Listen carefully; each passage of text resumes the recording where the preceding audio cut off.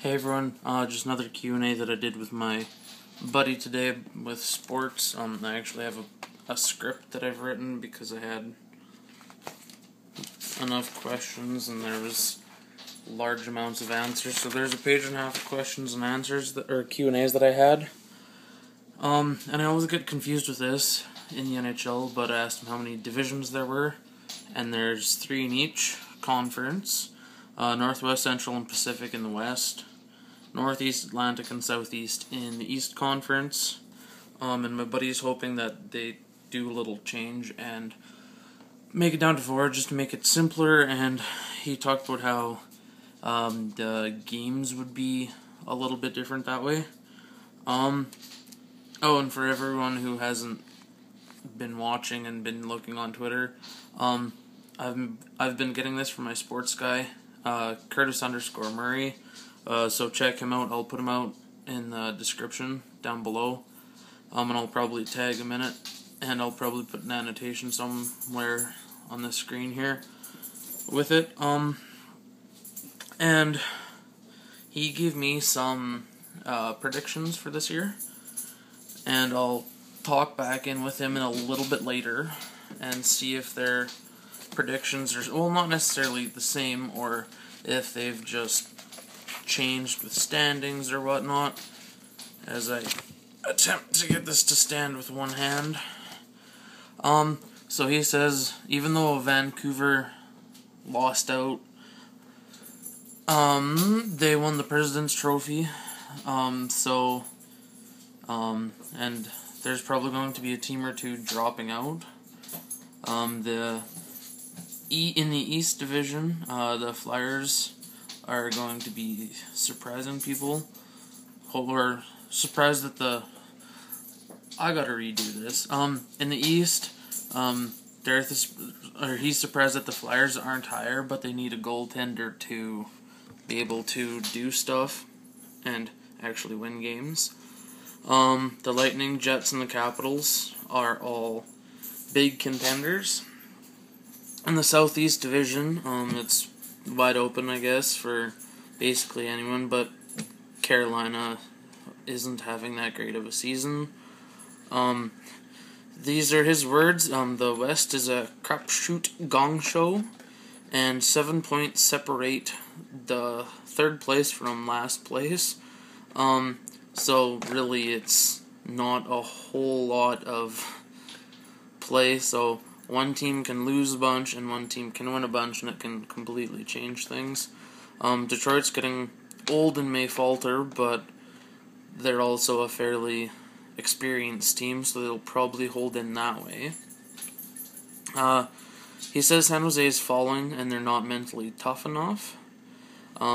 Dallas and Colorado Avalanche could benefit. That's all he actually said about it. So if you want to ask him what he thinks with the Dallas Stars and Colorado Avalanche, you can Twitter him at Curtis_Murray. And I also asked him who would he think would be at the top in each division and then the conference, and then the 2 teams who would be in the Stanley Cup final and what game it would go to. So he says Chicago, Vancouver, Anaheim, Boston, Pittsburgh, and Winnipeg. And Boston's going to win over LA in 7. And because LA wasn't in his top choice, I asked him if it would be like a wild card that LA would be. But Doughty, he says that Doughty and Quick are struggling, but Carter's carrying them through. And just for shits and giggles, I asked him where he thought the Oilers will end up, and he said they'll hang around but probably fall short. Maybe 12th, maybe 10th in the conference, but it's tight enough that it's really hard to know. And I also asked, so would a couple of games just completely, would it raise it enough that it could make a huge significant difference, because there is such a close gap between the people in Edmonton's division. And he said if they win 5 or 6 in a row straight, then it's possible, but we have to stay and get healthy. And for anyone who watched the Oilers and Chicago game on Sunday, Dubnyk got run over by Hartikainen while he was trying to tie up, I think it was Hossa, and he went off for the rest of the game.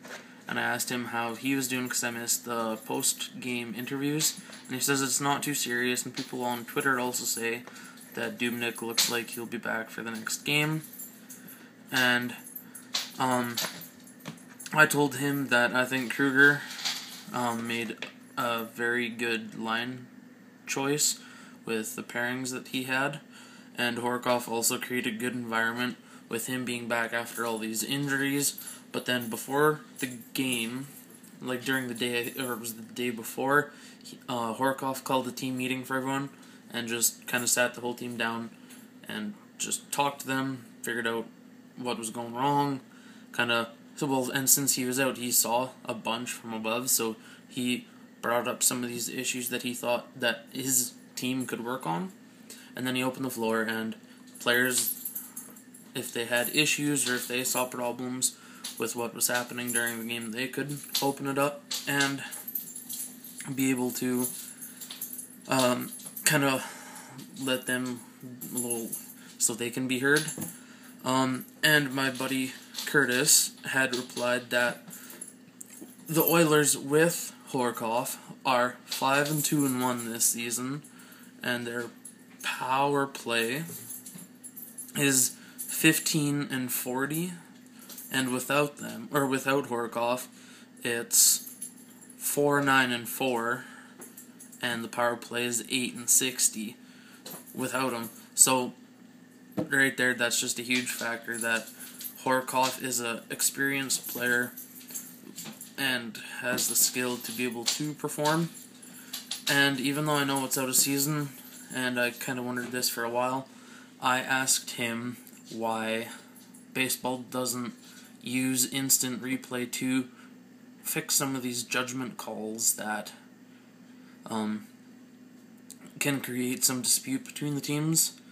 Whereas in hockey, if a goal is questionable, they'll take a look at it under review and see people in Toronto or in some other head spot if it actually did go in or if it is a clean goal. And he said that they don't use instant replay for things like that because it would just make the game too long. It would make it from a 3-hour game to a 4.5 hour game because they have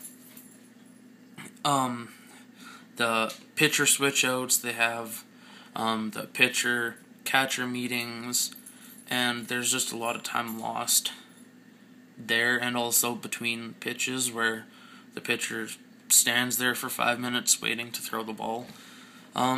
So yeah, that is the Q&A for today. I'll probably see if I can get one as soon as I can again. I might try and do this weekly, and once summer comes, I'll probably do it weekly, maybe make it a Friday or a Saturday.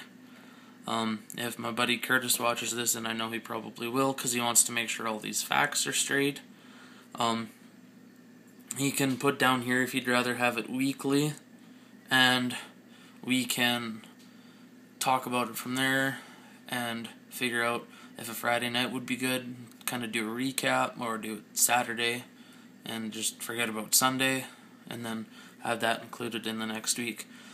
So I'll post this, like it, subscribe, follow me on here and on Twitter at Julio15Bonjoli, and then comment down here on your predictions for this year's hockey, and we can chat about it and probably maybe make a YouTube video on what you think. So yeah, that's that for now, and I'm just gonna sit down and watch Rambo First Blood.